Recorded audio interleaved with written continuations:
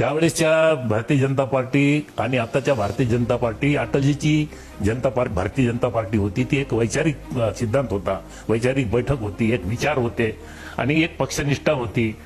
परंतु आता काय झालेलं आहे, सगळं बाजारीकरण झालेलं आहे.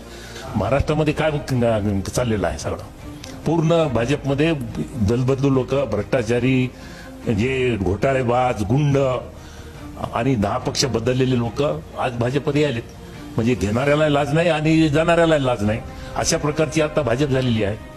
आणि त्याच्यामुळं मूळ भाजप ही संपलेली आहे. आता काय आहे, पक्षाची मिटिंग बोलावली की जायचं मुंबईला भेटायचं, आले फडणवीस साहेब, आले फलाणे आले, विस्ताने आले, बावनकुळे आले, भाषण ठोकले, याला 4 शिवाय दिल्या, त्याला 4 शिवाय दिल्या, पवार साहेबाला शिवाय द्यायच्या, ठाकरेला शिवाय द्यायच्या, लोकांनी टाळ्या वाजायच्या, जेवायचं ते घरून निघून यायचं. ही अशी भाजप राहिली आहे की आज भाजपमध्ये काही नाही, विचारधारा नाही, विचार नाही, सामुदायिक नेतृत्व नाही, सामुदायिक विचार विनिमय नाही, फक्त